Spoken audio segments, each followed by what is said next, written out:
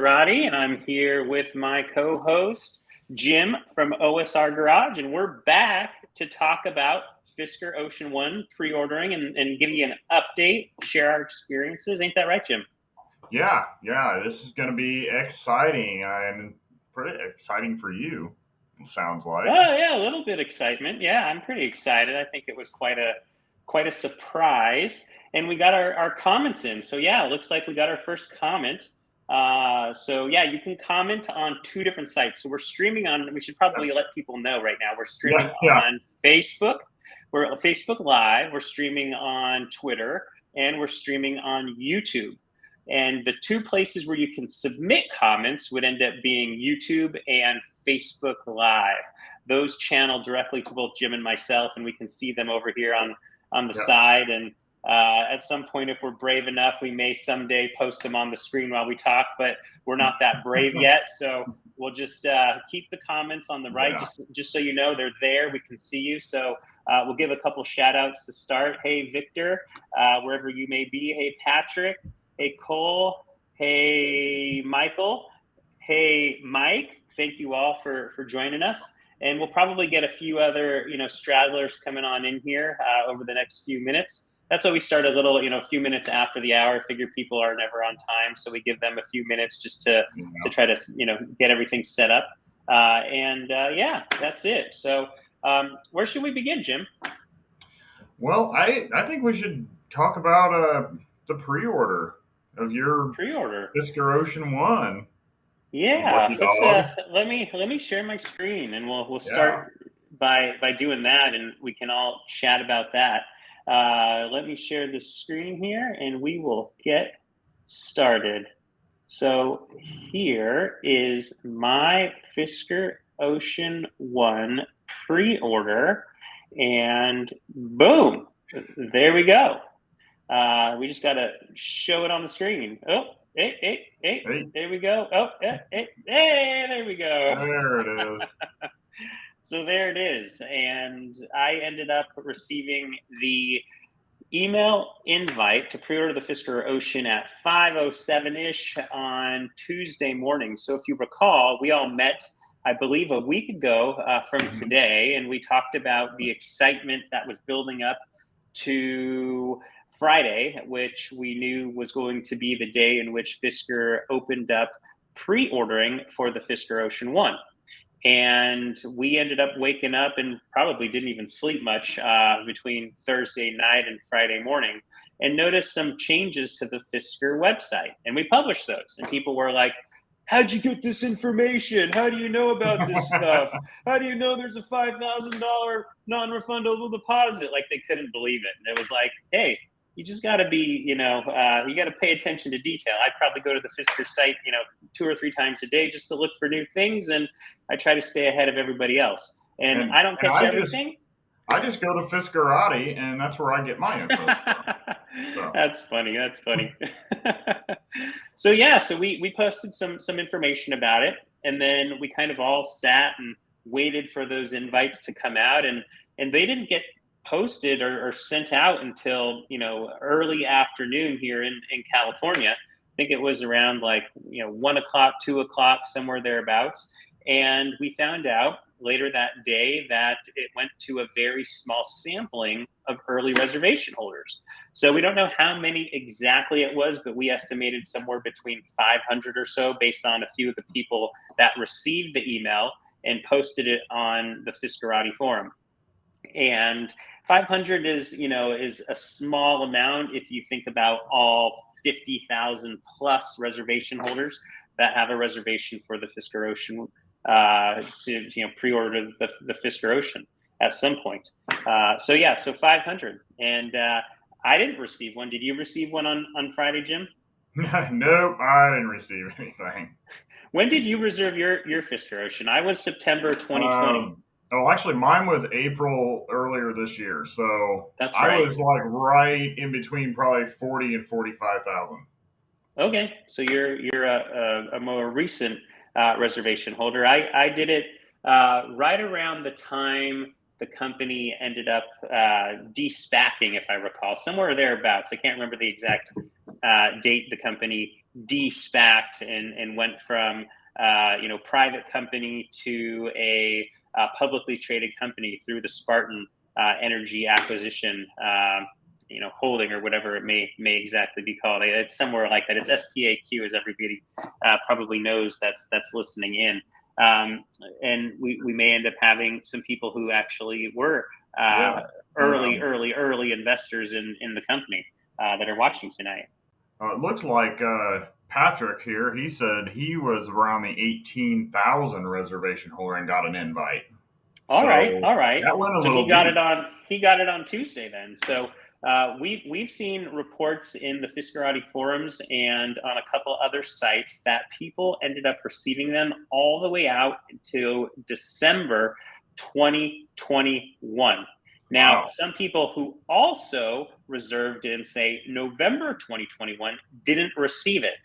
I think from what I've seen, and we can actually pull up some screenshots that I have, but we'll get to the the Fisker Ocean pre-order here in a sec. But some people didn't receive it, and I believe it's based on their geographic location. So there was a little tidbit that Fisker mentioned on one of the pages. It was actually step one of the process. And in step one of the process, the company ended up saying, put in your address. And when you put in your address, you would end up finding out if there was any Fisker Ocean Ones left in your region in order to pre-order. So, they didn't say, they specifically used the word region. So it didn't say market, which to me would be like United States, United Kingdom, Austria, blah, blah, blah. It said region. So if I was doing this and I was at Fisker, I would think about, okay, I need to create a lot of buzz with these 5,000 vehicles that are going to be at some point driving around on the streets. Where can I strategically put them in order to help convert the people who have a reservation that might want the Ocean Extreme or the Ultra or whatever it may be. So I think the company's been very selective in the regions in which they actually made the Fisker Ocean One available. So they may have said, here in Southern California, we know Southern California has 3 million people in it, or 3 million people in San Diego as an example. I think there's I don't know how many tens of millions of people in all of Southern California, but let's say San Diego, 3 million people. Maybe there was 250 Fisker Ocean Ones specifically for San Diego, whereas there may be 500 available throughout all of Southern California, including Los Angeles and everywhere else. So Los Angeles is by far has the most reservations, since that's the home base of Fisker. But California, based on all of the data and all of the people who actually read Fiskerati, we know the majority of people here in the United States are actually readers from the great state of California. so that's inferring, I would say that there's probably the most reservation holders here in the state, and specifically here in Southern California, where I sit. I look at it like region. If they said region, I'm almost thinking, well, what if it is North America and Europe, and there's just two regions, and they just split them? Could be 2,500 to each side. It could be that as well. I've heard some people not being up in Canada. Some people got the invite email and some didn't. Some people in the UK got it, some didn't. So it's just it depended on where you were, when you reserved. So I don't think all the reservations have actually the email invites have actually been sent out yet. I still think there's going to be another wave, and we found out that Fisker said in the email that they would end up waiting 3 days and they'll send out more invite emails. So we should probably expect them. If yesterday was Tuesday, Wednesday, Thursday, we'll probably see more go out on Friday of this week, would be my guess. I better not get one. That's assuming they don't already, sell out of the pre-order, right? They certainly might. Right. So let's go here real quick so I can change the screen and pull up something a little more exciting. So this is exciting, of course, but my pre-order details are there. And then the build details is probably what's most interesting. I ended up choosing the Great White, the 22-inch F5 air glider, and the interior Black Abyss. And I talked about this earlier in the week. Somebody asked me, what is, my preferred interior, and it's all a preference. My preference is Black Abyss, just because I think it'll look less dirty when we go to the beach and we have, wet board shorts or wet suits, and we sit on the seat, and then you're tracking in sand. And I would think the sea salt interior is going to look pretty worn after some time if you have dirty pants or dirty board shorts or whatever it may be. For us, the safer choice was the Black Abyss. And then, with the wheels, why'd we choose Air Glider? To me, it's a more timeless wheel. I think down the road, if I look at the Air Glider, I know I'll be happy with my decision. The Slipstream, it's an interesting pattern, but I think over time I find like it'll probably look old, and I'll regret that I didn't choose something simple, basic, that will look good a year, 2 years, 3 years down the road. And I think that's, to me, the Air Glider. And then why did I choose Great White as opposed to, say, Big Sur Blue, or maybe Silver Lining? I'm a guy that likes to play it safe, and I think the safest option was either Great White or Night Drive. I was, those are probably the two that I would choose if I were to kind of switch between the two. The matte finish of the Big Blue Sur is really nice, but there's a big question out there that how do you take care of matte paint?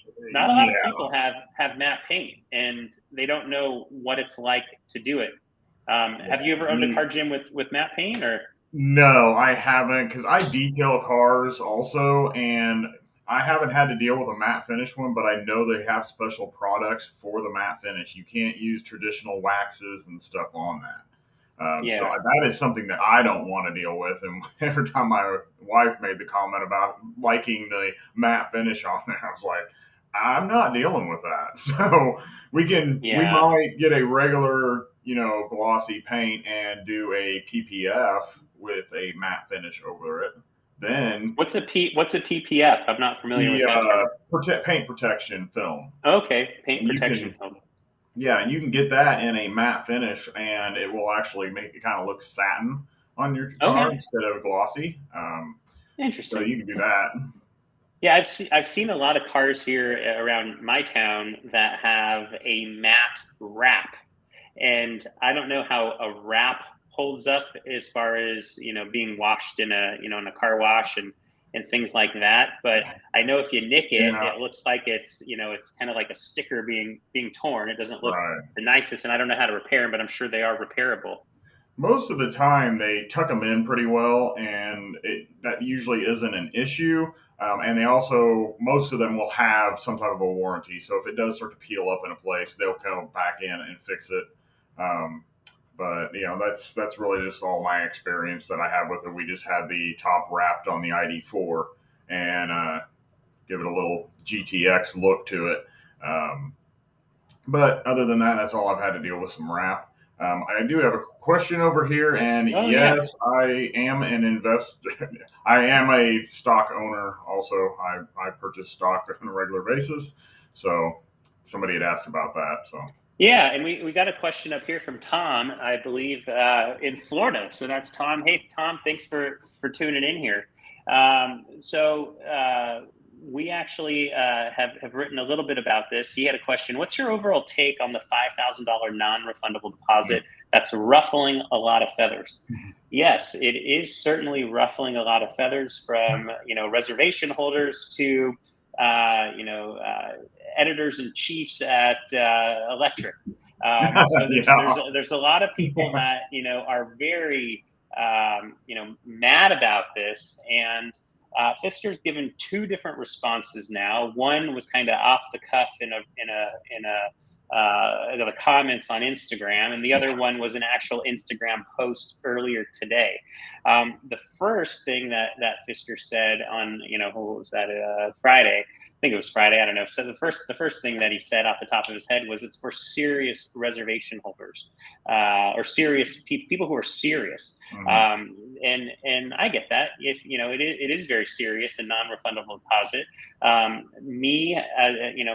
For me and you, Jim, and probably most of the people on this live stream have never driven the Fisker Ocean, let alone a Fisker, any sort of Fisker vehicle. So we haven't driven it. We all want to drive it. We all, would love to drive it before pre-ordering our Fisker Ocean One, but that's not an option. So Right. you have to make do with the information that you have. And we definitely feel for the people who need to kick the tires, need to experience the car before they actually commit to pre-ordering. And there's a lot of people like that. We've gotten Right. emails after emails that have come in, and there's a lot of people who are really dissatisfied and unhappy with having to pay such a high non-refundable deposit. Now, if it was a refundable deposit, would people be less mad? Probably. People would still say, boy, that's a lot of money, but at least it would be refundable. Right. So, what's my overall take on it? I liked how Fisker ended up, talking about it today. And he said basically that, hey, you're not forced to, basically, I'm going to paraphrase here.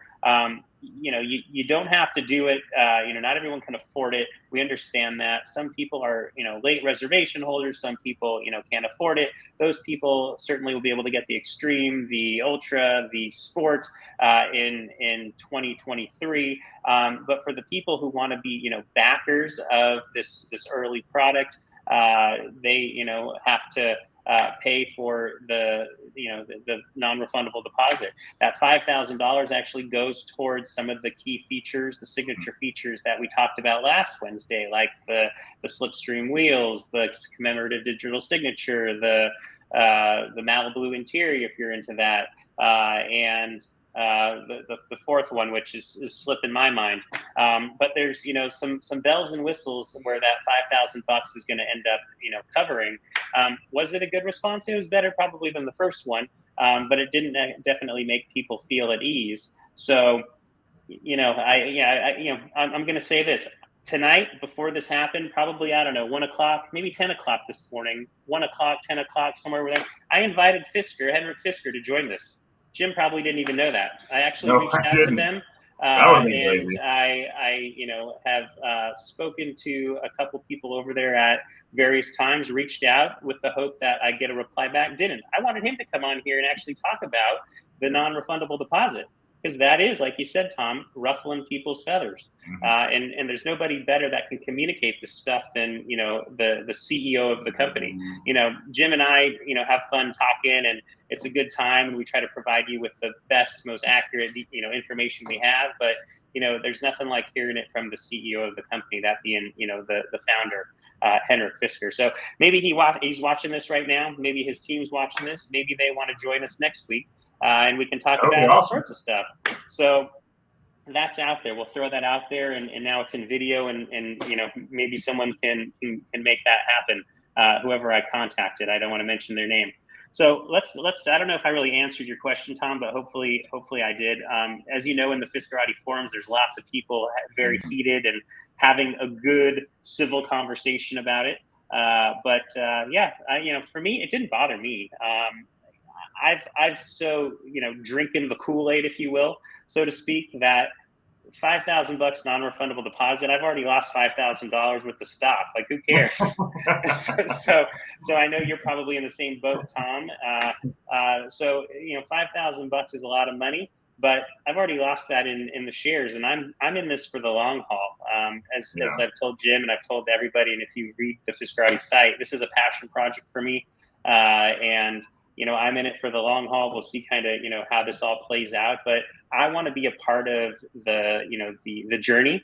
I want to be on the journey, and in order to be a part of that journey, be a part of something bigger than myself. I wanted to be a Fisker Ocean One pre-orderer, because I want to back the company, and I believe in what they're doing as far as their effort to create a more sustainable vehicle. And in order for them to do that, it takes people like me, and maybe some of the people watching, in order to pony up and vote with our wallet, so that the company can reach their goal. And their goal is to come up with a carbon neutral electric vehicle in 2027. So Right. I could go buy any car, but I want to vote with my wallet and buy the Fisker Ocean One. I want to back them early. It's like kind of like I'm gonna write an article about this. In fact, I've already written most of the article, and I can kind of go over my thoughts on it. But you'll see it tomorrow. I just basically regurgitated what I wrote in a really poor way. I wrote it much better, so you'll see that tomorrow. But at the end of the day, I'm voting with my wallet. I wanted to use the analogy in the article, like it's kind of like a Kickstarter in a way. When you do Kickstarter, if anyone's ever, I hate to say Kickstarter because Fisker is a publicly traded company. This is much bigger than a Kickstarter, right? But for people to make that connection, a lot of people have helped fund other people's ideas on Kickstarter, and this isn't funding someone's idea. This is obviously something much more serious. So I don't want to minimize it, but to help make that connection for people, and people that are watching, they can let me know in the comments if that's a good analogy or not. But it's kind of like the best Kickstarter you could imagine. When you believe in something so much, you put down that $5,000, and in this case, if it was Kickstarter, that's also non-refundable. And a lot of times you don't know if the person's going to actually deliver to you what it is that you're backing. Here, I feel pretty confident that Fisker is going to deliver the Ocean One, and then they're going to get to the Extreme, the Ultra, and the Sport. So to me, I'm backing the company just like I would back an entrepreneur that has come up with a cool service or product on Kickstarter. So probably a bad analogy, but maybe it's one that our viewers can maybe relate to. Right. Yeah, and for me, if I had the chance and to get it for the $5,000, put that down. Now we're not in a position to do that. I never intended to do that. I actually was kind of late on purpose, knowing that it was going to be another year before we probably saw it.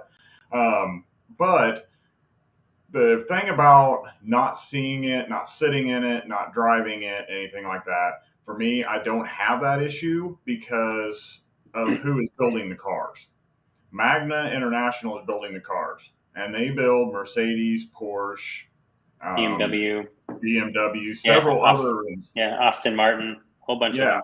So I mean, I don't have to worry about those are high end, high quality vehicles. So I'm not concerned with the build quality of the car, and I do not really care about the handling of the car. I mean, they brought in an F1 driver to test drive this car and put it through the track and get it dialed in. So I just don't have any reservations on that. I mean, when I get it, I'm gonna drop the money on it and go get it. I'm ready. Yeah, and one thing that Henrik did mention, he did say, this might have been on Stock Twits or somewhere else. Like it's so funny. He communicates like it would be great to communicate all this information in a press release, but when you're a mover and a shaker like Henrik, you want to be posting stuff everywhere and trying to engage people on all these different platforms. So you share stuff on one, not the other, and you got to read not just the post but the comments and all that stuff. But he did end up saying, so I'm reading what it looks like John Devansky said. And basically, the $5,000 is a lot of money. It's for the Ocean One, but what I was getting at is for the Extreme, the Ultra, and the Sport, the company hasn't decided yet what that pre-order deposit's going to be. Like, how much do you have to put down for the Extreme? My guess, and this is just a guess, is it's going to be less than $5,000 because of it, or it could be $5,000, but it will be maybe refundable. I think they're learning a lesson maybe around this $5,000 non-refundable amount. But then again, we don't have the numbers internally of how many actual pre-orders have been completed. There could already be 4,990. I don't know, and they got 10 more to go. Probably not, but anything's possible. We don't know. So it's good to know that they're thinking about, hey, what should we make the down payment be for the other trims, and we'll get that obviously once this in a few months probably, and definitely after the pre-orders sell out here for the Ocean One. Yeah, my thoughts are probably with this one being 5,000. I'm kind of expecting the Extreme to be at maybe like 2,500, and the Ultra at like 1,000, and the Sport 500 or something to that effect. or maybe even 1,500 for the Ultra and 1,000 for the Sport. Something in that range. Yeah, that makes sense. So we have another question here. This is Victor here. Once the pre-order is done, I think that's not the final, and changes can be made from our side, correct? Yes, that is correct. So I ended up reserving the Fisker Ocean One, and I'll just throw it back up here. Oh, wrong screen again.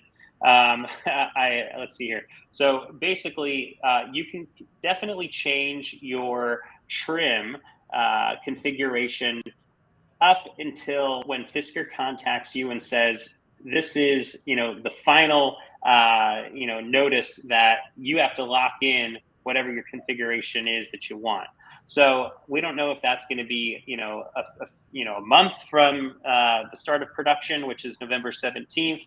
We don't know if that's 45 days. We don't really know at this point. For example, I don't know what number I am as far as the pre-order goes, but Fisker might, if I was pre-order 2,500 as an example, I might be able to tinker around with my configuration all the way up until maybe, I don't know, February of 2023. I don't know. But you should know that, yeah, you can play with it. You can change it. I went in there and goofed around with, I was just going to try to do that, but I'm having difficulty with accessing the specific browser up here. So anyhow, you can play with it all day long. Just make sure you hit save when you're done, Right. or cancel, so that you don't end up with a configuration that you really don't want, because that would be the worst thing you could do. So yeah, that's all I have to say there on that one. Okay, so somebody had commented that out of spec reviews will probably get first crack at the Fisker Ocean, and I do believe that they generally get stuff first, but they also do have, like this person stated, that they have a relationship with Magna, and they do. And that's the first place I heard about Magna, was watching out of spec reviews, and then I learned more about them when I started checking in on the Fisker. So yeah, I believe they probably will, unless we can convince them to let us go also over to Austria. That would be awesome. So again, you guys can always contact Fisker through the website. Tell them send Fiskerati and OSR Garage to test drive the cars. So there it is right there too. As you're talking, Jim, I'll play around. You keep talking, but that's the configurator. I just went into the pre-order, and I can tinker around with all this stuff. So right. I can choose any. It's basically the same configurator that everyone's familiar with. Nothing really unique here, other than it has like this big huge red asterisk here. Oh, and it just launched up something that launches up the pre-order logistics and handling. So that might be something fun to talk about. But anyhow, that's the actual. This is basically what you can tinker with, and then you hit save. What save is continue, and that's it. If I were to hit continue, so let me actually choose what I had previous, and then I'll show you the accessories too. That might be something fun to look at. So Sam, no, from what we've heard, we haven't heard anything about any free charging yet. They do have relationships with Electrify America and what is it, Allegro? And Allego over in Europe. For the plug and charge, but we haven't heard anything about any free charging yet. We have not heard about that, and we do know, reading their 10K, that they're going to end up making the car they're going to try to make a seamless integration with not just Electrify America and Allego, but they also want to make it seamless with both ChargePoint and EVgo. And I think we talked about EVgo last week, where it's they have kind of the same philosophy around sustainability that Fisker does. And I thought, well, that's a good partnership, but we haven't heard anything about that one yet. So on the screen here, this is the accessories. Everyone's probably seen this. But you can tinker with the accessories here as well. I have two selected: floor mats and the key fob. And I wrote about this the other day. Like, I was so shocked and surprised that they didn't end up using, or didn't make, rubber floor mats. Like, I had carpet floor mats for the Tesla Model 3, and I knew if I used them or our family used them, they get dirty so quick, and you can't spray them off. You can't get a broom and brush them. It just collects all the dirt and the grime, and they're usually not. It's not like I can throw them in the washing machine and clean them. So that's what I like about rubber floor mats. And as we know, Fisker is trying to reuse a lot of the plastic, like reusing water bottles and T-shirts, blah blah blah, for all the different interior. But what I think is really neat is they're also using the excess material from the Bridgestone tires. And what would be like a better thing than to make rubber floor mats using that rubber excess from the Bridgestone tire? So I'm hoping still, I've threw that suggestion out into the ether, and I hope that somebody hears it. And if Fisker doesn't build them, I said, go to WeatherTech. They're actually in your neck of the woods, Jim, in Illinois, and they make amazing floor mats. So I'll probably end up. Yeah, I don't know if you have one that you like. I'm kind of on the Last Fit side. Okay. Now, Last Fit, they are more well known as an LED plug and play light bulb manufacturer, but they just started doing some accessories, and I have a set of the Last Fit floor liners in the ID4, and they are amazing, and they're a perfect fit, and they look great. Got it. So, yeah, I've never heard of that company, but I just pulled it up. Right out quick glance, the thing I don't like about that is the example that I see here is that big Last Fit logo right in the middle of it. That would drive me bonkers. But WeatherTech's got their stamp on there too, so. Yeah, they do, but it's tiny. The ones that I have, very tiny, and it's also matches the same color as the mat, so I don't really see it. But really, what a lot of the manufacturers do is with like WeatherTech, I know they'll use WeatherTech floor liners, but they'll actually pull that stamp out and put their own in there. Got it. So, got it. Like if it was Volkswagen, they did ID4, it would say Volkswagen ID4 or ID4 in that spot instead of saying WeatherTech. Exactly. That'd be good. That would be good. For it to say Ocean across there or something. That would be nice. Yeah. So these accessories, is there any here that first off, my first thought was like, wow, these are expensive.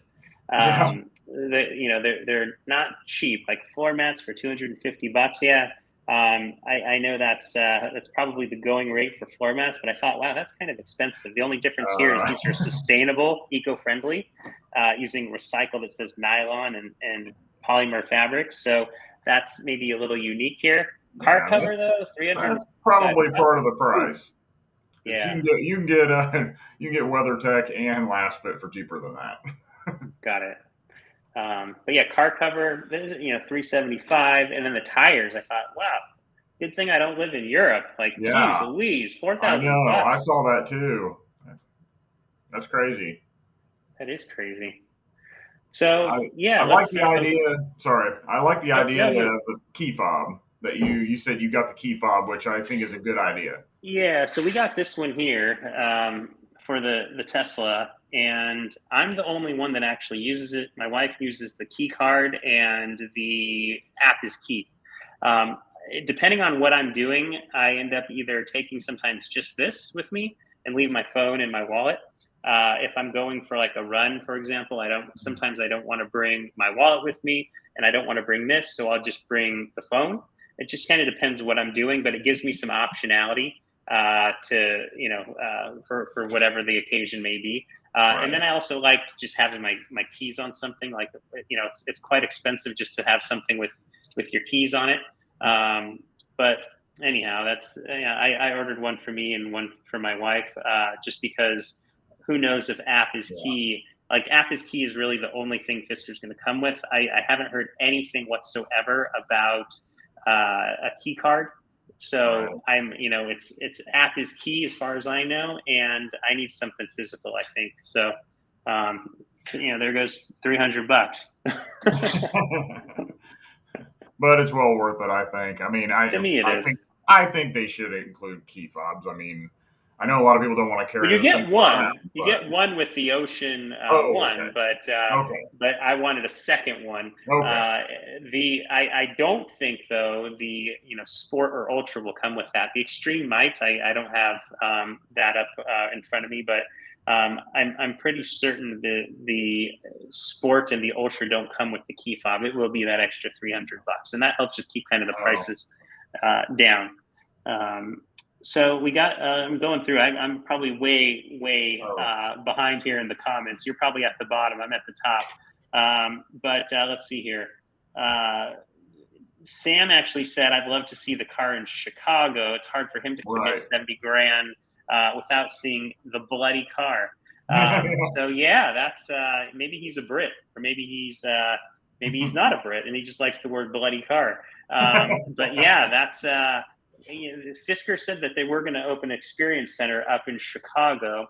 That was somewhere where I saw that somewhere, and I included it on our list of all the places where Fisker is going to open up experience That'll be centers. great. So that'll be good. That'll be 2023 though.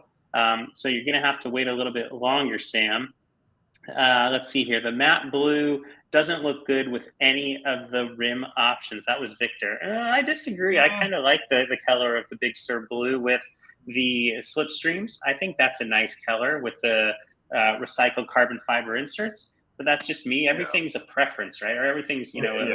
a preference. Everyone has different preferences. Some people like modern looking houses, and some people don't. So yeah, it just depends. Yeah. Let's see here. Where Um, else? What do you got? there You got was anything else in there? I've got well, somebody had made a comment about it earlier, but I also had it written down to talk about was Yeah. one of the questions I got in one of my videos. The guy said he was 6'6", and then I've also somebody else commented on here that they were 6'4" and have trouble fitting in some vehicles. And I haven't seen anybody that size get into these, but I think Thomas Otto Gefuel, I think is how you say his name. I think he sat in it, and he is either 6'2" or 6'3", and he had I think about another 3 or 4 inches of room above his head. So I think that will work out, but I'm not sure if that was the front or the back. I'm pretty sure it was probably the back. Usually your front usually have more headroom than the rear, but I know he sat back in the back of it without any issues. Got it. Got it. And then we have RMC25 says, "What's everyone's prediction as to when Fisker will announce all 5,000 spots have been filled?"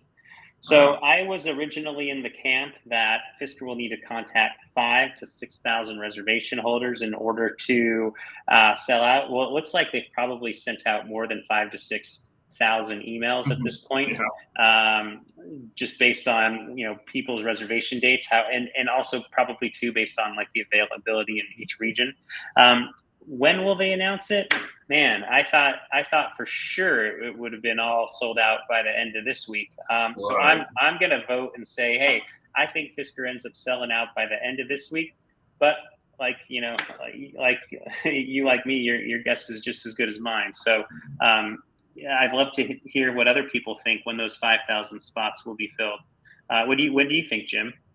Well, I think we saw someone state earlier that they were like number 18,000 or something like that, and they've Yep. got an email. So I would say if it's out that broad, there's going to be enough people who are like, yeah, I want it now, and drop that $5,000. So I think easily by the end of the week, if not before. Interesting. That's a good prediction. That's a good one. Let's see here.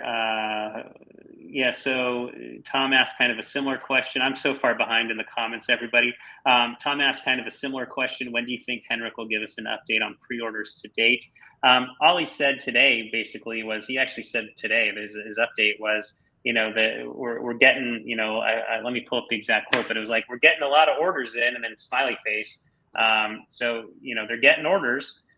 Question is how fast is how many are they getting per hour per day? Right. I bet they're kind of counting them probably per hour. Probably not. It's not big enough per minute. Like when I worked at Amazon, they had a really cool thing in the lobby where it would show all the packages, all the purchases, and each basically the whole world where they were happening in real time. It was like you have the world spinning and you have like packages like flying, like somebody purchased something in this part of the world. And it was like every second you would see like tons of them flying everywhere. And it was like the coolest thing in the world. But that was like millions and millions of packages a day. This is like 5,000. So it's like you're probably not going to be measuring it in minutes. You're probably measuring it maybe in hours. So yeah, who knows when he gives us an update. I'm hoping to get something by the end of the week. I thought we'd get a press release at least just telling people about this on Tuesday. Right. Like, hey, pre-ordering is started. Like, get the press talking about it. But that didn't happen, and they must have some sort of strategy that we're not aware of. Maybe they don't care if the Ocean One doesn't sell out as quickly as we all want it to. Maybe that's okay.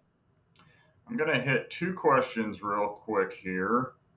So, Brett asked, do we know much about the 22-inch wheels? Are they going to cost extra for the Ultra and the Sport models? I don't know, but from what I can see, I don't think. It seems like they're just going to let you choose which ones you would prefer. Yeah. So it was. Sorry, I missed that, Jim. What was that question? It was around the 22-inch wheels and what your Yeah, choices are. whether they were going to cost extra for the Ultra and the Sport models. Got it. Yeah, we did an article about possible feature upgrades, and in that article, we ended up saying what potential upgrades there could be, and we said rims was probably one of the most obvious, seeing as there's lots of companies that sell direct to the consumer that obviously offer wheels as an upgrade option. Tesla being the one that comes to mind, seeing as that I purchased the Model 3. So I think that is, I think what is Tesla charges like $2,500 for the alloy wheels. I think that's what I paid for it, but it's on their site. You can have a look. I would say it's probably going to be similar to that for the people who end up with the Sport or the Ultra. It's not going to be free like it is for the Extreme or for the One. And it's really not free, right? It's baked into the price. Nothing's free, as we all probably know. Still, guys, no, we still have not heard, at least I haven't heard anything about the Android Auto or Apple CarPlay. No, yeah, we haven't heard about that. That is still to be announced. My guess is they don't have either. It's what it's going to be. There's not going to be either, and I'm okay with that. I've never actually owned a vehicle that has had Apple CarPlay or the Android Auto, so I'm not missing out on anything. But there's a lot of people who, like my wife had a Volkswagen Jetta. And it was, I don't know what year it was, say 2018.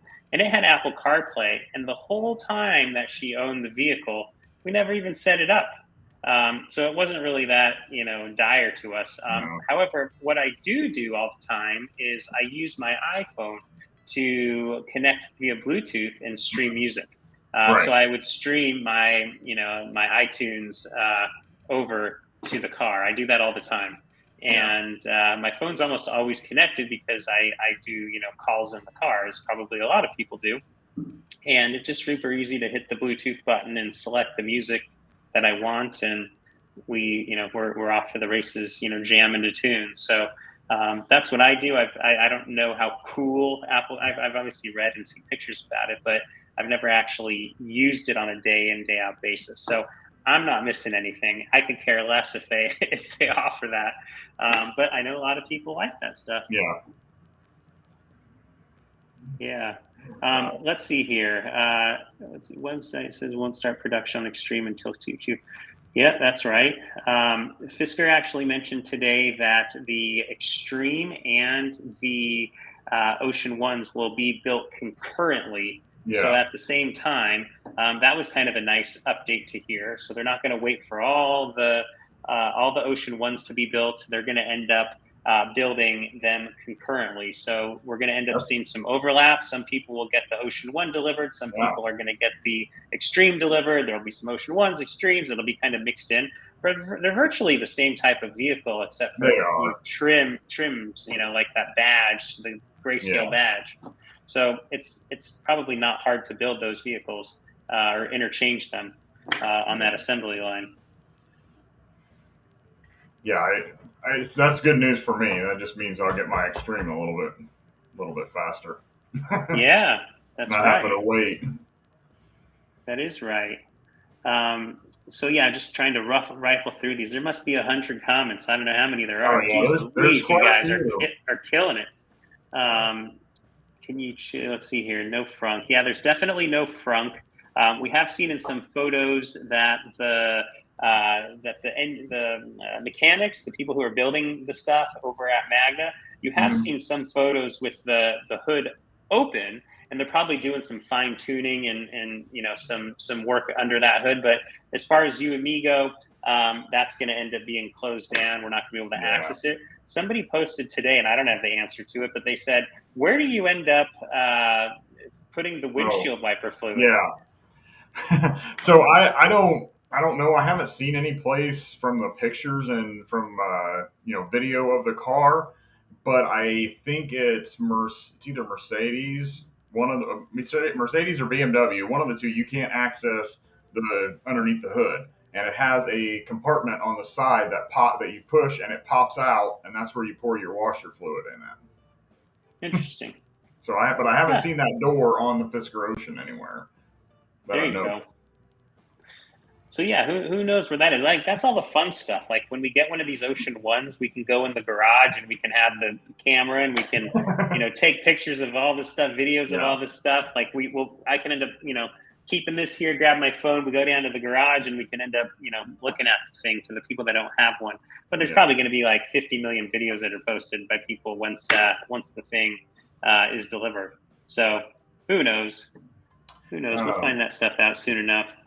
One thing I was going to talk about was the last week when we were talking, people were saying about the power numbers and range and stuff like that has been taken off the website, and they're a little concerned with that.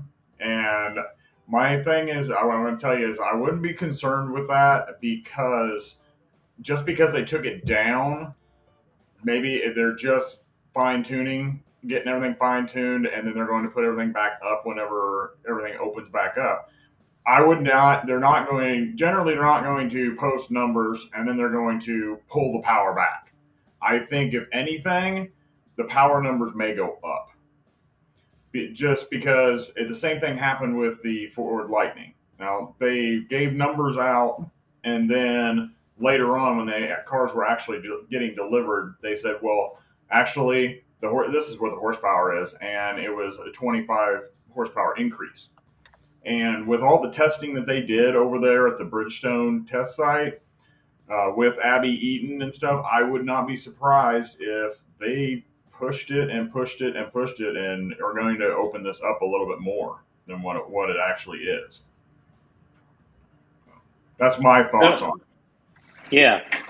So we have a question here from Tom around trading in your used car. How will that work? Do you think they'll have competitive offers compared to other online companies that buy used cars outright? So I believe they will, Tom. From everything that I've read and seen, they're going to end up working with Cox Automotive, and I'm not sure which company or subsidiary in Cox that they're going to partner with, but Cox owns, I can actually throw that up if I can do two things at once here. They own like 20 something brands. Kelley Blue Book was one we talked about last week. The Auto Trader was the other, but the one that would actually help with the actual trade-ins would probably be Dealer Track. They do have a couple of different companies that are like wholesale auction house type companies where they'll buy used cars and then sell them at auction. So Fisker, just has to integrate some APIs and making it sound a lot simpler than it is. But they basically need to take your used car details, and there's probably some calculator on the back end that already exists that Cox Automotive has, and it will give you a real-time amount for what they'll pay you for your vehicle. Will it be competitive? I would have to imagine it would be, because it's going to be a third party that's actually going to be doing it, and just Fisker is going to just be kind of feeding you the information through the back end. So I can say I've done something similar like this using Carvana to sell my old car when we ended up getting the Tesla Model 3. And we ended up using like we shopped it around like on CarMax and I think maybe Carvana. Those might have been the only two. And Carvana paid us the most, and all we had to do was accept their offer. And it was like within a couple, maybe, I don't know, 30 seconds, they ended up giving us the amount for my vehicle. I had a much smoother experience with Carvana than my wife did. This was, over the last, I don't know, say about a year and 3 months ago. She tried selling her car, and they never, she could see what they were going to offer her. She accepted it, and then they never contacted her after the fact. Oh. So she was hoping to get the amount. Time slipped by, and they never honored the amount that they were actually going to, that they offered her. So we said, the heck with Carvana on her car, and we ended up driving it over to the local CarMax and traded it in. And I believe she ended up getting more than what Carvana had offered on their screen. So it worked out. That's good. Yeah. Or it was somewhere thereabouts. But that, I would say the process is probably going to be pretty smooth. It's all going to be done in the app, like Carvana. So you could just take your current car, put in your VIN number, your license plate, and within a matter of I think you also have to say like, oh, the condition's good or poor or whatever, and then you click a couple buttons, and within 30 seconds you have a price. So I do think it will be competitive. It'll be run by a third party, but it'll look like Fisker's doing it. And then somebody will come to your house or wherever you are to pick it up and take it off. And I would probably be surprised if they were wearing a Fisker shirt. They might, but to be determined, I suppose, or to find out whatever happens. So Victor over here, he's remember those rims that I was talking about? He's talking about them too. He said we need to get on board. The ones shown in the orange Sun model, both in the gray and the black color, which are the ones that I want. If this is the same Victor, he reached out to me today on Twitter, and he wanted me to do a poll. And so people, put in the comments here, what would you, if you haven't, so if you haven't pre-ordered the Fisker Ocean One, if Fisker were to come out today or tomorrow and say, we're going to offer the Fisker Ocean One in solar orange, would you pre-order the Fisker Ocean One? Boom, Johnny on the spot. So let us know in the comments if you would. Victor, I think this is the same Victor. He wanted to know what people's thoughts were on that. I'd love to see people's reaction to that too. Would you order the Fisker Ocean One if it was in solar orange? Would you, boom, put down that $5,000 deposit and it's yours? Yeah, I think he wants those rims that I want also. Yeah, wouldn't that be cool to have Henrik on here and tell us what the name of those things were? Yeah, and I mean they've got the Fisker center cap on them, so they've got to have them somewhere. Somewhere. So are they going to be an option? Are they going to be an option for the Extreme later on? That would be neat. That'd be neat. I can tell you one thing. Once whatever rims I get on the Fisker Ocean One, I'm not changing them. I'm not gonna upgrade after the fact. So if the option's not here when I have to have a firm and final offer pre-order, I get whatever's on the screen. I'm not spending any extra money. Yeah, I mean I'm not one of those that's going to go get some aftermarkets and put on these because. The whole thing is the efficiency, and that's what those rims are made to help with the efficiency. So if you take those off and you put some aftermarket on, you are going to lose range. It may be 10 miles, it may be something minimal, but you will lose range, and people just need to be aware of that. That's right. We had one person before I even asked the question, Dan Bruger, waiting for Solar Orange Ultra. So if you could, you may have already posted, would you get the Fisker Ocean One? If you could get it in Solar Orange, boom, let us know. I'm going to go with you probably won't. That'd be my guess if I still haven't got to I see your comment here as I scroll down. There's just so many. Yeah. I would assume that there would be an OBD2 connector because that's pretty much the standard on everything now. Our Volkswagen ID4 has an OBD2, so I don't see why this would be any different. So I want to take a quick minute and share something Jim shared with me for everybody. Yep. Ready for this thing? All right, so we got something from Jim over here at OSR Garage, and that is Jim's store. Oh So yeah. talk about this, Jim. You talk about this. I'll cruise around here. So this is my merchandise store. We've got T-shirts and men's and women's. Got bags. There's even a cooking apron on there. There's coffee mugs, water bottles, different things. So if you're interested, you can go there and pick something up. Very nice. I ordered some of the shirts in to get them in to check them out, but they look like they're pretty good quality. So So you'll put a link to this in the video for people to find out how to get there. I got them in my other video. I can't put it up on yours. Okay. Yes, here. Yeah. But no, at the stream at the end. Here, you know what I'm Yeah, going to do? I'm going to yeah. just I pop it in will the. I'll pop it in the when. chat. We can do Yeah, that, right? We can just pop yeah, stuff in the chat here. There you go. If anybody's interested um, in some of that OSR merch, there you go. and yeah, and And I then will put it in the description when this actually airs for um, rebroadcast. I guess you call it after the live is over and they rebroadcast it. and then there you go. We'll throw ours up there too. Yeah, Boom. there There you you go. go. If you want a Fiskerati shirt, Yep. bam. There you go. We kept it simple. Same logo that you see on the site. You can go to shop.fiskerati.com and you can check that out. So we'll see if anybody's interested in our merch, Jim.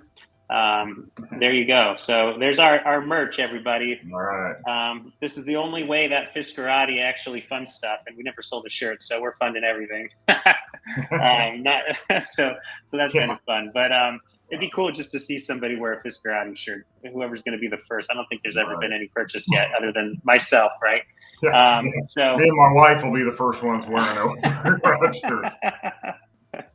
All So right. anyhow, there's that. So let's get I back got to a some of this. couple. I got a Yeah. couple over here. The max charging rate, from what we have heard, is 250 plus. So it could be above 250, but it looks like it's going to be at least 250 kilowatts. And then I had this question on one of my other videos. They asked if there was going to be one pedal driving and a heads up display. One pedal driving, I would assume yes, but it may not be true one pedal driving. It may have a little creep function at the end.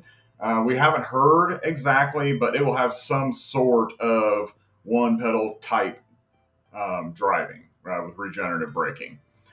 Heads up display, I haven't seen anything about a heads up display. I haven't seen any in pictures that look like there's a heads up display. So I would doubt that there is, especially in the US, maybe in Europe, but I haven't heard that they're making separate versions of the cars like some other ones do.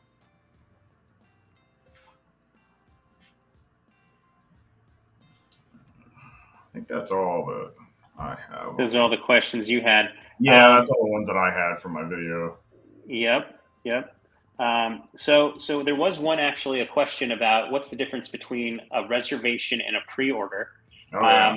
So a reservation just secures your spot in line. It's a $250 fee, or I guess fee is probably the right word. $250 down to reserve your spot to pre-order at a future point in time. And a pre-order is basically saying, hey, I'm ready to buy this thing. In the case of the Fisker Ocean One, you ended up having to pay a $5,000 non-refundable deposit. Fisker has said that they don't know what that fee is going to be, the down payment fee for the Extreme, the Ultra, and the Sport. But yeah, reservation just gets you into the queue. It says, hey, I'm interested. Let me know when I'm ready to pre-order. And then at that next step, which is pre-ordering, you would then you have to put more money down. And then at a certain point in time, maybe like within 48 hours of the actual car potentially being delivered, like you'll get a pre-ordered a delivery date and all that fun stuff. You'll have to do, paperwork. You have to tell them, hey, I'm going to trade in a car. I'm going to end up, financing this thing, or I'm going to pay cash. And you got to give them all these details in the pre-ordering stage. And then once you get to like the 48 hours, and I'm basing this off of my Tesla Model 3 experience, you had to say, okay, I've wired the money, or I've made the payment, or the bank's made the payment. And then when the car was actually delivered on the date, they called me up and said, hey, are you home? And I was like, yeah, I'm home. And they said, okay, we're coming on over. And I thought, well, this is kind of weird. But they drove the car out here. And then they ended up having in the passenger seat like a FedEx envelope. And in the FedEx envelope, it looked like it had just been FedEx to the local Tesla area, whatever it is, the Tesla pickup location or service center. And it had like the title in there, or it had like a whole bunch of different things. And I had to sign one of the pages to say, hey, I've taken delivery of this and I've inspected the vehicle. And then the lady who delivered the vehicle, she left. And I was given the key cards, and that was basically it. So that's kind of the step. It's like, you go from reservation holder to pre-ordering to purchasing. And there's lots of fine details in between the pre-ordering and the purchasing. And we'll write something about it at some point, but we haven't got there yet. We're just got into this pre-order time here, this pre-order, I don't know what it's called, but the pre-order stage. Rosanna, you can't have my water bottle, but I will give you this hat if you want this hat. I didn't even bring that hat out tonight. And the sound system on it, I believe it is, I can't remember what they call it. It's like Fisker Hypersound. Hypersound, like yep. And so it supposedly has a 500 watt amp and a 20-inch subwoofer. Yeah, Fisker ended up making a mention to that today on Instagram, and I don't know if anyone reads this stuff or not, but here's the screen, and maybe you can see it. He ended up talking about in the comments here. Someone asked him, "Oh, I don't know who this guy is, but he's verified." He ended up saying, "Hey, love this. Just need the super sounds next." And Fisker basically said, "When you hear the hyper sound system in the Ocean One, there will be no need for a discussion, just enjoyment." And the guy was like, "That's amazing." And it's like, that does sound kind of amazing. So we can't wait to listen to music as well. Like who not everybody listens to music while they're driving. Some people listen to podcasts and news, radio, and things like that. But we're our family here, we listen to music when we drive. We enjoy that. Yeah, we do too. When it's the two of us, we're listening to music. When it's just me in the car, usually I'm listening to YouTube. I'm listening to Out of Spec or Inside EVs or what's the other one? Tesla Time News. The Now You Know. I listen to those guys, and I also listen to Nick Nimmin. He's a YouTube kind of guru, so I listen to him a lot. Very nice. So, man, you're all caught up to the comments here. I'm almost there. I just saw the one about the water bottle. Oh man. I made it. Who makes hypersound? Who makes hypersound? I don't know. I would have to imagine it's probably going to be Fisker. But they probably partnered with somebody. Maybe it's white labeled. I'm sure Fisker isn't in the speaker making business. Yeah, but we'll find out. I just haven't heard anything. So Steve thinks hypersound will be developed in house. Yeah, I think it will too.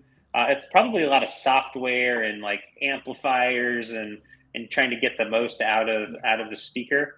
But I doubt they're in the speaker making business.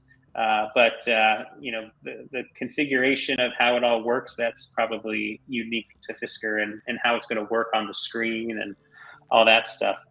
I believe it's going to be an option too with the lower trims that you can option that hypersound. Like it may have all the speakers are supposed to be there. Like they may only have part of the speakers turned on and no subwoofer. And if you want that hyper sound, you can option for that and they'll over the air turn it on. That's kind of what I got from when they released the options that you could choose. Got it. Got it. So going back to the pre-ordering, if I heard you right at the beginning, Jim, you haven't received the invite yet, and I think we don't want you to get the invite. If what I remember, it would be a problem if I did. Because you're April of 2022. Now it would be really interesting now that I'm finally caught up to the bottom of the chat.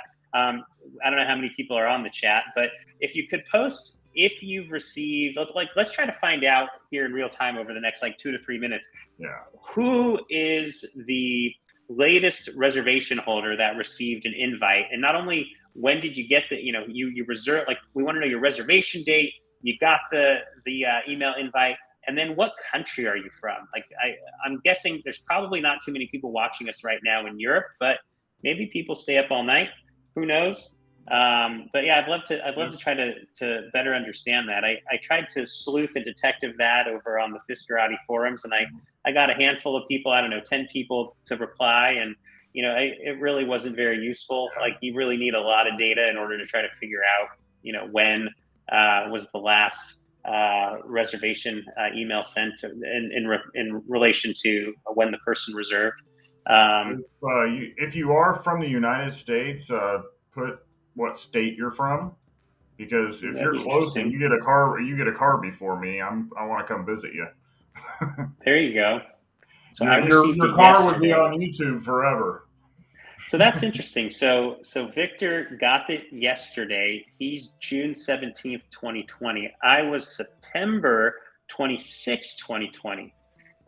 So where are you based, Victor? Are you you're probably not in Southern California.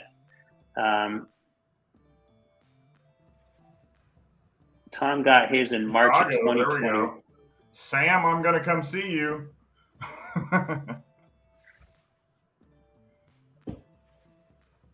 So Dan, January 14th, 2021. March 2021, email Tuesday, Florida Tom. So is November. So Rosanna, you got one in November of 2021? Where are you based? You got a invite. You must be one of the latest ones here on this particular that's stream. late. I have heard December 2021, but that was just kind of hearsay. So if you got one November 2021, I'd love to know where you're based. Wilmington, North Carolina. Interesting. I don't mind going to North Carolina, and I'll bring that hat with me. They probably clustered the invites by region, so they have a certain amount in each region.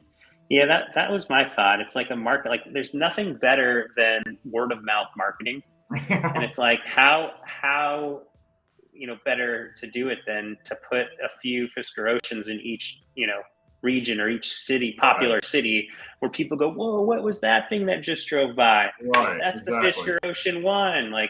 That's the ultimate marketing. But it obviously takes some good strategic planning in order to do that.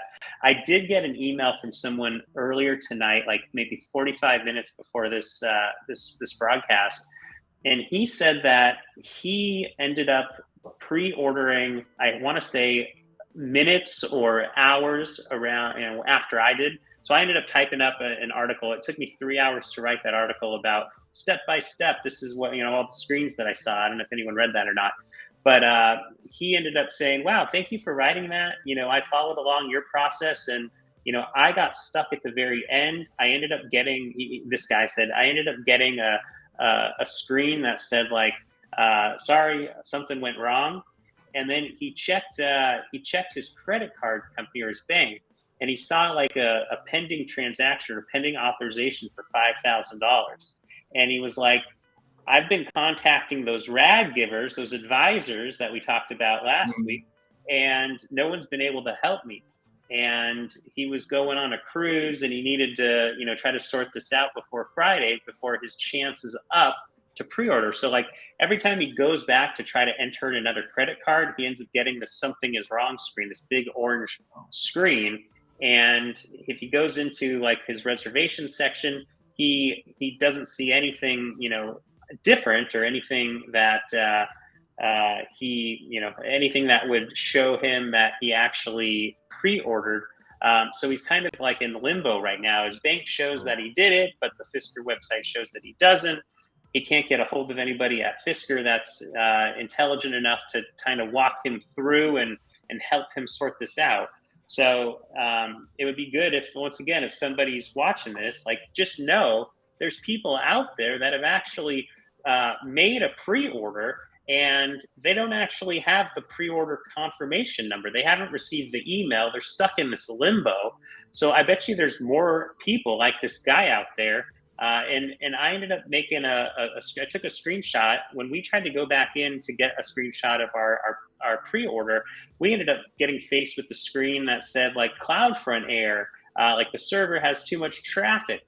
So it wouldn't surprise me. There's probably a batch of people who ended up having an issue around that time, and they're stuck in limbo. There's something messed up in the database, and now every time they go to the credit card page, it's probably like, hey, you've already paid the credit card payment, but we don't have a confirmation number. Let's throw you this orange screen that says something's wrong.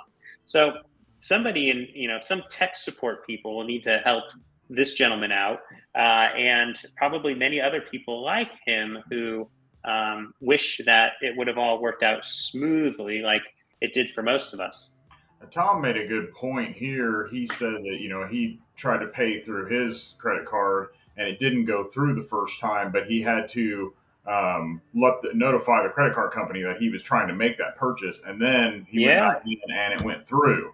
So there's that might have something to do with it. I don't know. It could. Like they need to pre-authorize the charge or something like that before you actually make it.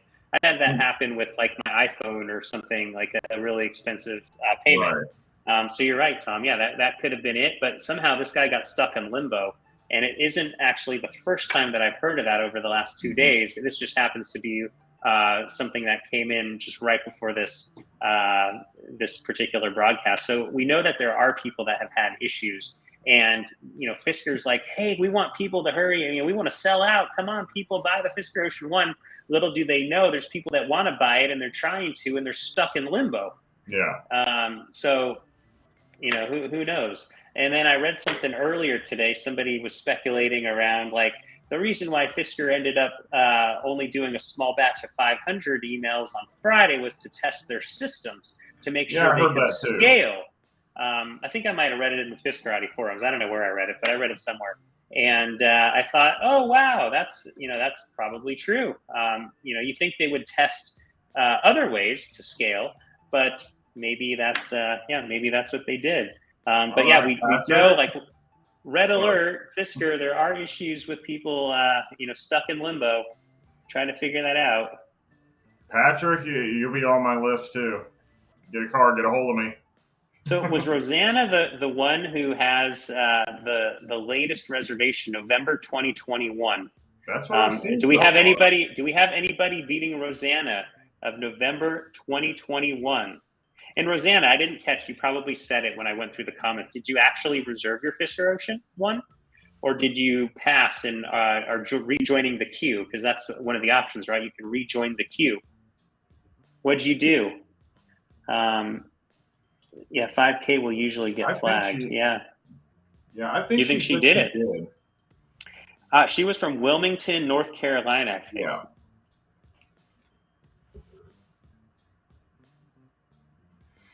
Yeah, but got a couple people here from Illinois that's got theirs reserved. That's good. And let me make a mention too for the people that are watching. I would love to know your feedback if you have the Fiskerati iOS app or the Fiskerati Android app. There's very few people who have actually left a review, and I actually want feedback. Like, does the app actually work for you? Do the push notifications work? Are you able to navigate? Are there any buttons broken? Like, I've tested the heck out of the iOS app. I have a really crappy Android test phone. But you have is that an iPhone or an Android phone? This is an Android. And okay. The Fiskerati site works, but I've been having problems with the forum one. Okay, you have the forum app too. So yeah, the forum app, let's see. What does See, it this show? is what it gives me on the forum one.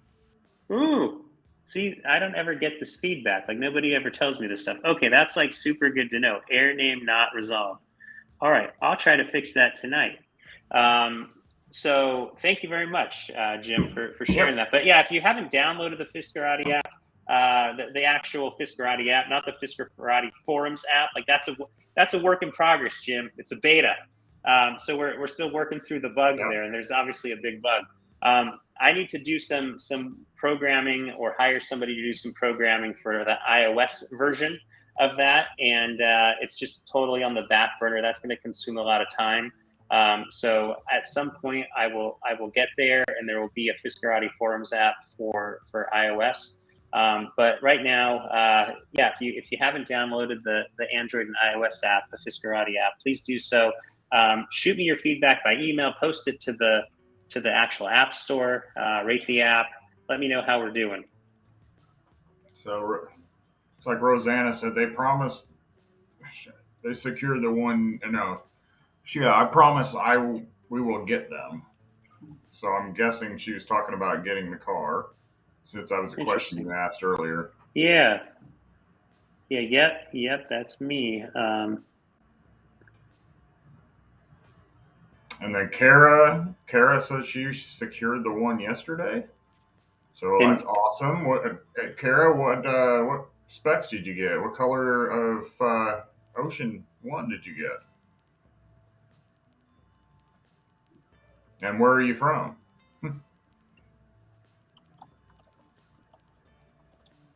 That's my thing. I'm going to be digging into you guys wanting first person is going wanted to to get see that car some and first take a looks, video. right? Yeah. Have you found out who's the nearest one to you yet? It looks like There's a few two that people are in in Illinois. by Chicago, so that All right. works for me. I could drive up there, not a problem. Very nice. Royal Ocean Malibu. Royal Ocean. Royal. Is that maybe the Royal Ocean? The There's what's the Royal? The Blue They got the Planet?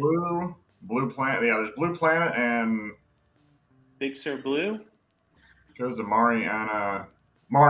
Okay, Mariana Blue is to me it looks like the Big Sur but in gloss, and the Big Sur is like matte. Those two colors look really similar to each other.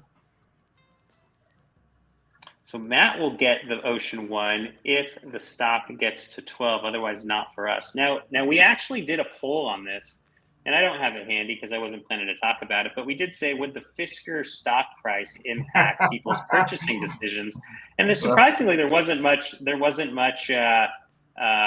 issue with the stock price. People were like, hey, I want the Fisker Ocean, One Extreme, whatever it may have been. So that had no issue on it. But yeah, we thought, hey, does that actually make a difference? It really doesn't make much difference according to the poll. And the poll had like, I think 110 people or something like that. Yeah.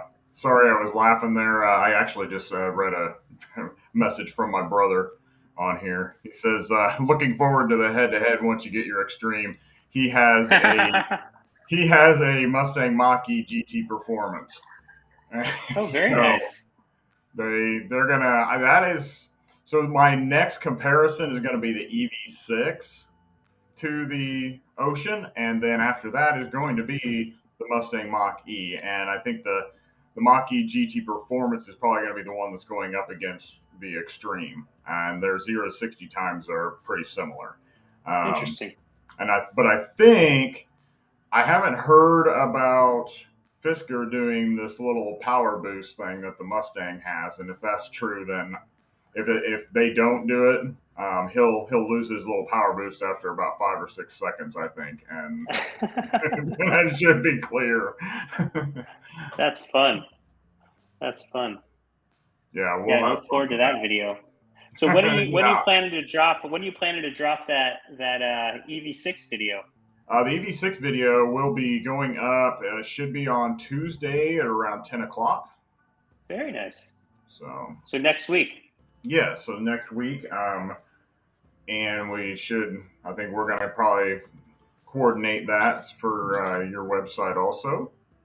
Yeah, we can do that. Yeah, your video on the your last video Hmm. with the Ionic 5 Yeah, ended up getting so many views on the site. It was really popular, and it yeah. actually landed or dropped or whatever the the buzzword is the same day that they mentioned the Ionic 6. So that was like totally perfectly coordinated, unplanned, Right, but right. a lot of people loved that video, and they must have been searching Ionic something, and it showed up, Yeah. and it was like, yeah, pretty neat.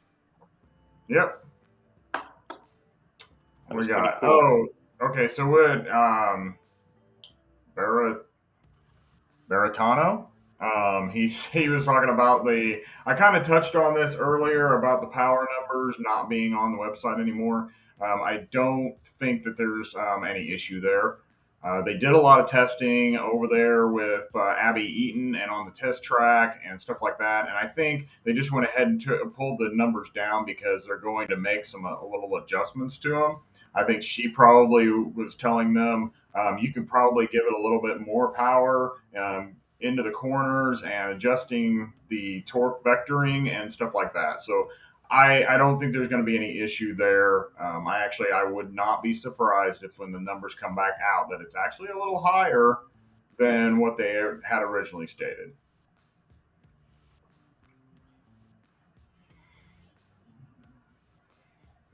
Yeah, I love this video here. Let me throw it on the screen. Oh, backup generator. Oh yeah. I love this one. It's super loud though. Probably blowing people's. We are ready for high speed.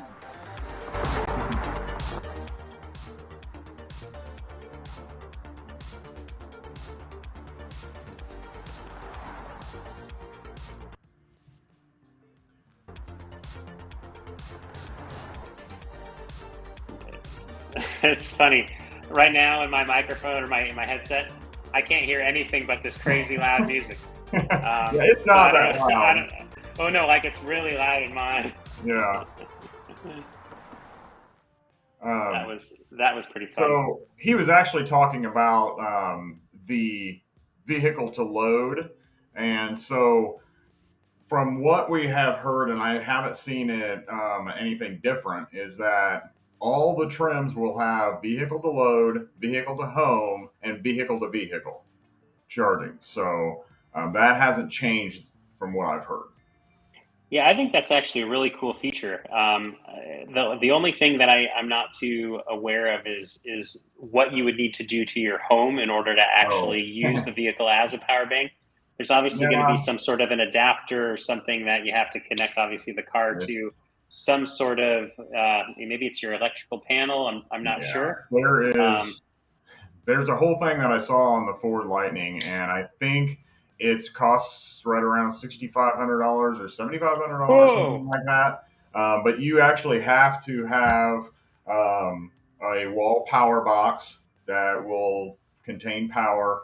It also has to have a grid shut off so that when it actually is putting power back into your house, that it has a cut off so that it's not traveling down the line or down the grid. So if someone's working on it, it's not power isn't being pushed down that direction. So Interesting. there's a whole lot that goes Yeah. into all of that. So it's a lot more expensive to add that on if you want to use it.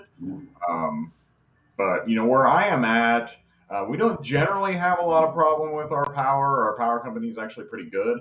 Um, but we live out in the middle of the country, and all it takes is someone to lose control in the winter and take down one of the poles, and we're without power for days and something. It could even be a week Holy because of moly. where we live.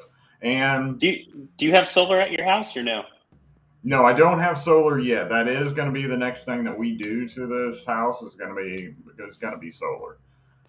So That'd be great. Yeah, we can't get solar. I think I've told you that before in our condo complex here, our community, because it doesn't look aesthetically pleasing. So we're working on that one over here. But that would be the ultimate for us, since gas prices are so expensive, and soon will yeah, be electricity rates here in California. So if we can try to, get ahead of the game, that would be good. And we're not that, solar here, and at least in our neck of the woods, has been popular for like 20 years. My parents ended up getting it, I don't know how many years ago, say 10 years ago. So it's been around for forever. It's just, we haven't, maybe they've even done it for longer than that. Geez, time just flies. I think I just converted somebody. So Matthew just said torque vectoring. Okay, I'll get the Ocean One. Wow, that's kind of fun. Yeah, I can't wait to drive this thing. It'll be a blast. It's going to be awesome. Yeah, it's like, I think I did the. This is like the whoa. That's what that Fisker did when he did that video. It was so funny. It was comical. That was last week. Yeah, that's how it feels. It just throws you back in your seat. It does. I could only imagine 500 plus horsepower, like slamming the accelerator. That's what I said last time. Even with the ID4 only has 200, but when that torque is instant like that, you can't help but feel it push you backwards. And I haven't ridden in my brother's Mustang yet, but I can just imagine what 500 horsepower, and they have never said anything about the torque numbers, but if it's at 550 on the horsepower, I would about bet that the torque is somewhere around 600. All right.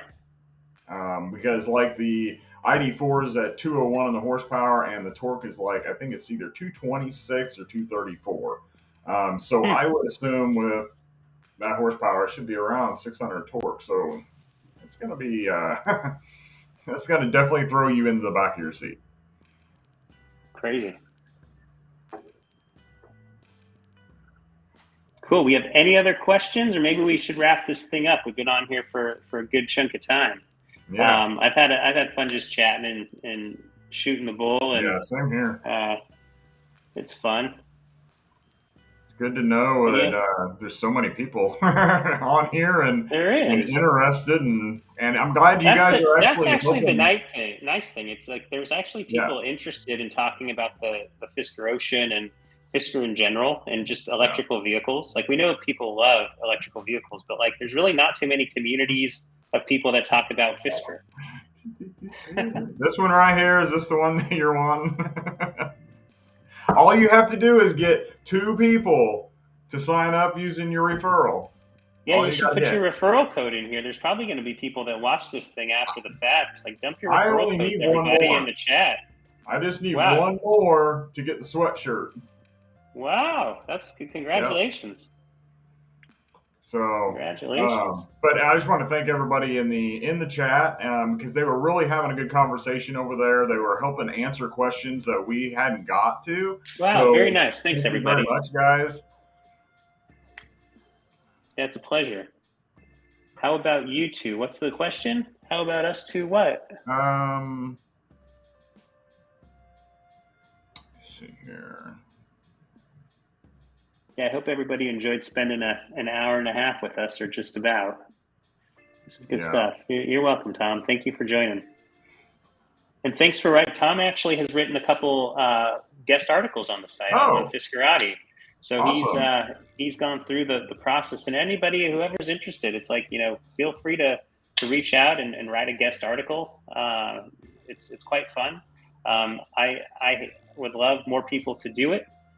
Just because I spend a lot of time doing it, and when I spend the time doing it, I'm taking time away from the family. But it's supposed to be a hobby. It's actually turned it into a lot more than a hobby, or a very time-consuming hobby. So I might have to start slowing things down a little bit for a bit here. But I'm having fun doing it. Oh, somebody just asked if you talked about errors on the pre-order. They must have just popped in here. Yeah, we did. We've had a couple of reports of people. One, I've probably had 5 people write in about it. One just right before this broadcast, and they ended up getting something's wrong, like something's gone wrong or something. I forgot what the exact verbiage was, but like something's wrong or something wrong happened, or I don't know what it said. And they ended up having issues with submitting their credit card and getting like a confirmation number after their credit card payment was processed. So I'm not sure if if Fisker's aware of this or not, but like we were hoping that Fisker pre-orders would have been, for the Ocean One, would have been sold out already, and maybe there's like a good cohort of people, or a bunch of people who've had this issue, and Fisker might not be aware of it. So like I threw out like the red alert, like red alert, like there's potentially an issue, Fisker, like look at it.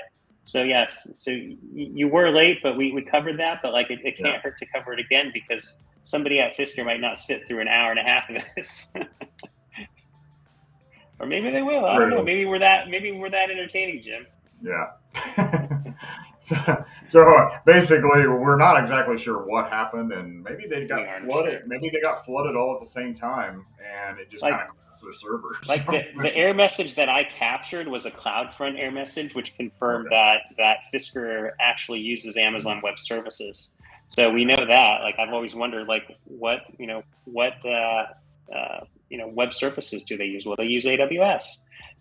Thing wasn't configured correctly, and they had too much traffic. So they might not have had enough servers in rotation. Who knows what it was? But that obviously screwed up a lot of people's what should have been a smooth pre-order purchase or pre-order experience. So that's a bummer. But hopefully they'll get it figured out. What is gaming in HMI?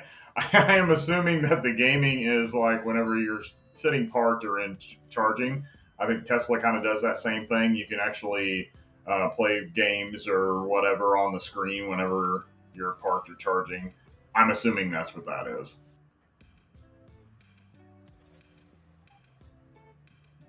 I'm not sure why it says HMI. I'm not.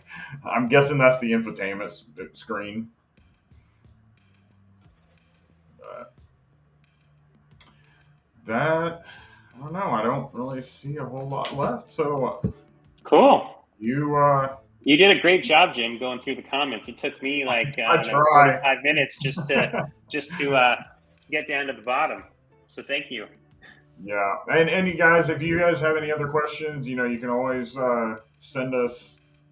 I have an email in my. Send us an email or post them on the Fiskerati forums, or also I think this actual this video will have a chat on it after the broadcast. Like there's this live stream which you can like overlay on the video while you're watching the video to see what people are saying, but then you can actually chat down below from this video. I think our last video only got a few. I think I only seen a handful of comments. So you can always post comments after the fact. Unfortunately, all these live stream comments don't show up in the comments down below the video. Right. But you guys know how to get a hold of us if you have questions, and I'm sure there's a lot of stuff that you're want to know, and we probably don't have an answer. But feel free to shoot us an email or post it to the forums, and we'll do our best to help you answer them. And maybe we'll if you guys like this, thumbs it up, and we're more than happy to maybe come back next week and do this again and talk about some other subject if Fisker Ocean One is done, or maybe we briefly touch on it.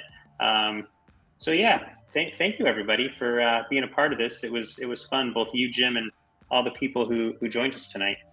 Yep, I enjoyed it. I had fun. Thanks, everybody. All right. Take care, everybody. You have a great night.